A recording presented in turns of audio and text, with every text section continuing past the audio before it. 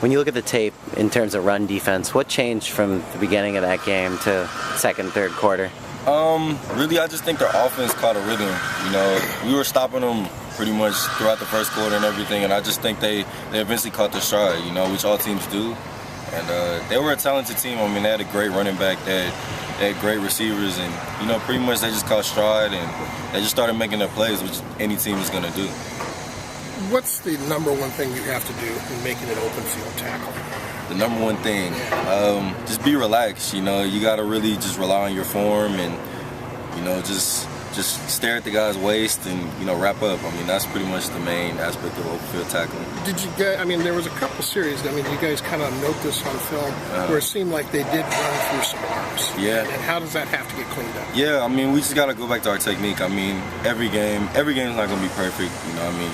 Like I said, their guys are going to make plays, but yeah, we definitely have to rely on technique. I think guys are going for the big hit instead of just making the sure tackle and just get them on the ground. So, I mean, that's going to happen. Does it feel like some of the same mistakes each week kind of repeating themselves in terms of run defense? Yeah, I think we're kind of, you know, they're still kind of repeating themselves, but I think we're gonna figure it out eventually. You know, when it really matters. I think that's when you guys will see our stride. I mean, like I said, the Arizona State game, that was when, you know, you guys saw us play a complete game. I mean, the defense was on point, the offense was on point, and you didn't see those big plays against us, you know. And I just think we got to put together another one of those games. As a linebacker, is it more frustrating to give up those yards on the ground or through the air? Definitely on the ground. You know, we feel more responsible for that. We feel like we have a more hand in that. So, I mean, we definitely take onus on that when they're running through and getting first downs and getting 8 yards on a carry and stuff like that. So, yeah, we definitely take that personal.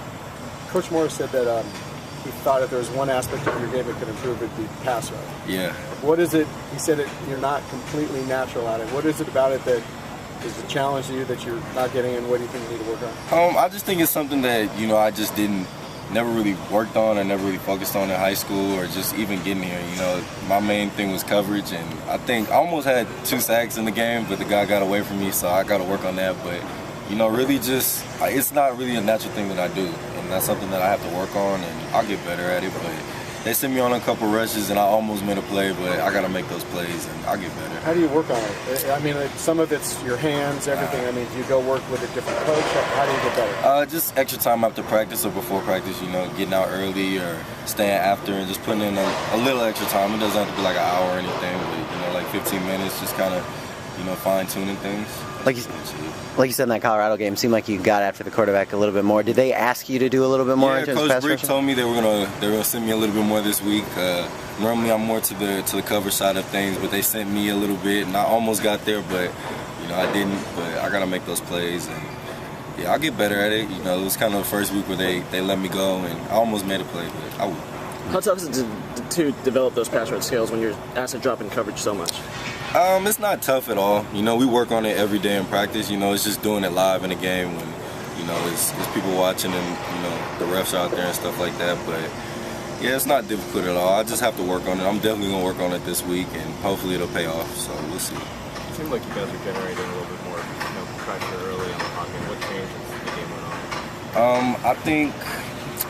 I just think their offense caught a rhythm. You know, I mean, in the beginning, we just came out guns blazing, and I don't think they really had an answer for it. And eventually, you know, they kind of switched up things, started doing different things, and the offense, you know, again, caught a rhythm. Do you feel like a good defense can stop an offense that's in a rhythm? We should be able to. You know, I mean, that's kind of what we're out there to do, and I feel like we should have been able to kind of somewhat control what they were doing. But I mean, once they started doing what they were doing, I mean, we just didn't really have an answer for it. You know, I mean, we stopped them on a couple of occasions, but I feel like we could have did a whole lot better. But at the end of the day, you know, we won at the end of the game, and that's really all that matters. I mean, towards the end of the game, we held them to field goals, which was definitely pivotal.